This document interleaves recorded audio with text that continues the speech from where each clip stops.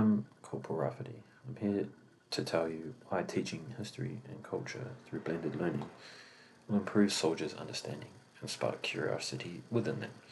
For the past 12 years, I've been learning within the Army, and I've seen the same lessons being taught over and over again.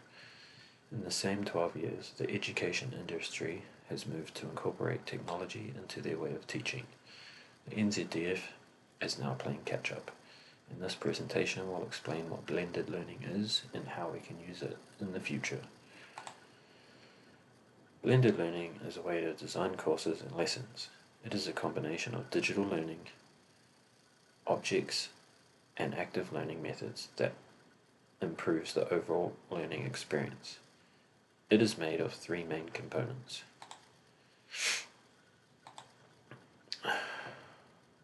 In-person classroom activities, digital learning objects, often bite-sized chunks of information, and structured independent study time, guided by face-to-face learning. There is no set ratio for each of these components, and the amount of blend can vary from lesson to lesson. When using blended learning, the instructor takes on the role of a facilitator, which places an emphasis on empowering learners with the skills and knowledge required to make the most of the digital materials. Active learning materials and guided study time. Instructors focus on three key areas when preparing a blended course, which are development of digital and active learning course content, guiding the learner experience of individual learners, and customizing material wherever possible to strengthen the learning experience, and appropriate assessment. A recent example of blended learning is from the LDS phase in Burnham, where they combined group activities, videos on the iPad, and face-to-face lessons with the facilitator. Benefits of blended learning. When I joined the Corps of Signals, I was told to read Swift and Sure and a bundle of wet string. Swift and Sure contained the history of the Corps. As an inquisitive young man, I read the book. Today, I could not tell you what it contains. After reading Swift and Sure, I attended the lessons on the Corps history during course training. There was PowerPoint presentations where we were told to read paragraphs off a slide. You there, read that paragraph. You there, read that paragraph. You've probably all been there. The way we teach history is still stuck in the Dark Ages. It is outdated context and outdated delivery. The soldiers who join today will simply be bored of this. If you want a soldier to hate their life, put them in a PowerPoint presentation. We cannot live with static figures, dates, and numbers. Young people are not interested in that anymore. We need history to be brought to life. We need the instructors to use the technology to tell stories. Here's an example of how I have used technology to bring a story to life. On junior NCOs, we conducted a presentation.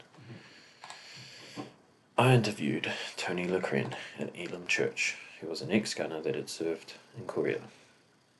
I took my phone, recorded him telling his story and sharing his experiences. He has since passed away, rest in peace, but his powerful story is still there to be shared. If lessons are developed which bring the content to life and engage the students, it can make soldiers curious and ignite a spark inside of them, which can make them go away and do their own research.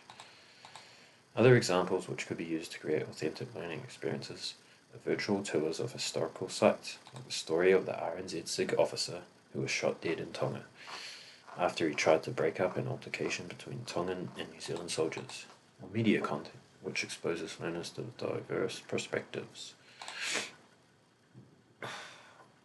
Before I get into an example, I'm going to talk about the TradeOut Learning Management System. This LMS uses Moodle. Moodle is the platform used to take teaching and learning and put it into the online environment.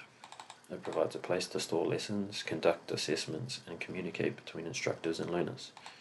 Moodle can be used to provide fully online courses where instructors never see their students in person. However, TradeOut uses it as a central point to combine face-to-face learning with online components of teaching, which is blended learning. LMS has quickly growing role in the education industry, and the NZDF knows this. They are currently funding the development of their new LMS, which uses Totara. They have a contractor company, Like-Minded Learning, currently developing a medical course in Berlin.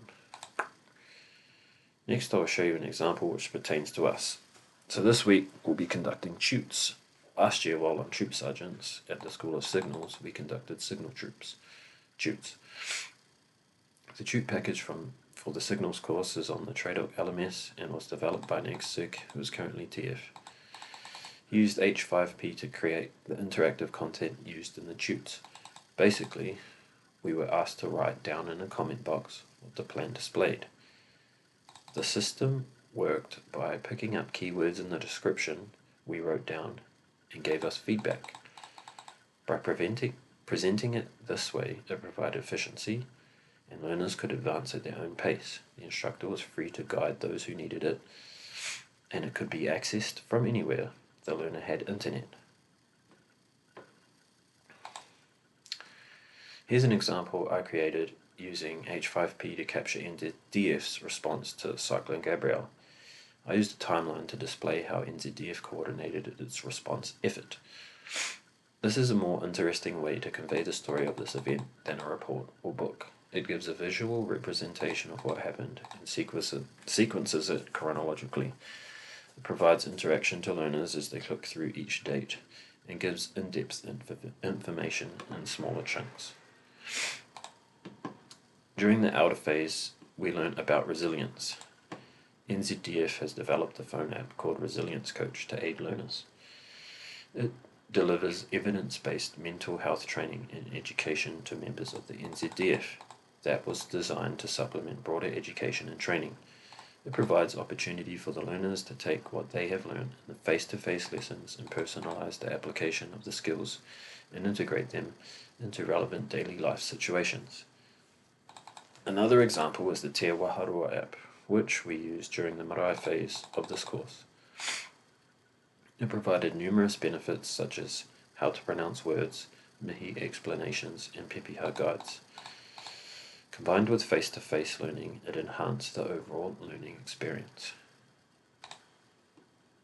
The first challenge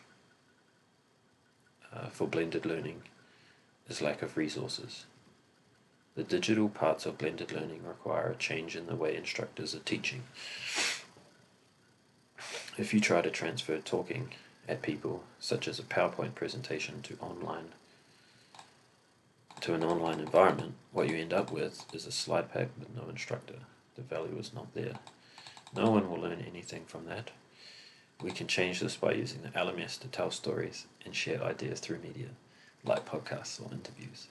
This would require an investment of time and money to educate instructors on how to develop content, buy devices for learners, and develop infrastructure to provide internet. Another challenge is resistance to change. People will continue to do things the old way in case the new way doesn't work out. People will focus on the negative and make excuses as why it won't work or why they can't do it. To ensure positive change, we can provide training and support.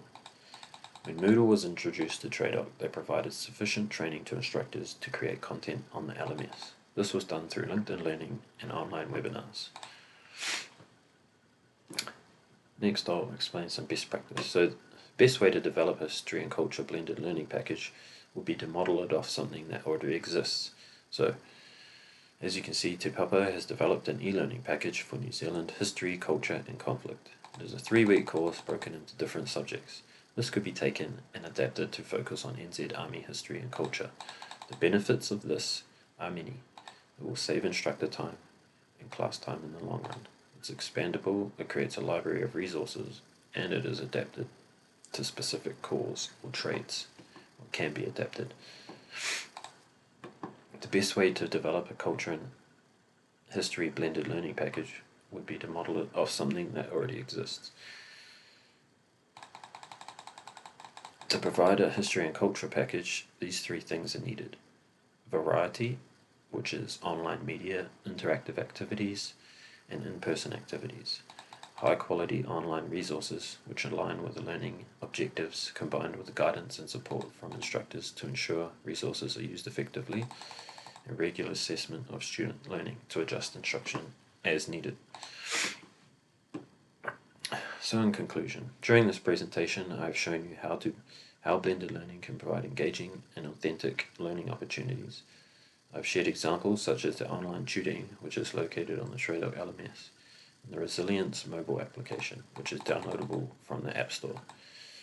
I also covered some challenges, which were lack of resources and a resistance to change. To conclude, online learning is now a $365 billion industry. It would be a bad decision for the NZDF not to utilise technology when trying to instill culture and heritage in the institution. Any questions? Thank you for your time and attention. If you have any further questions or want to learn more about blended learning, please let me know in the comments or contact me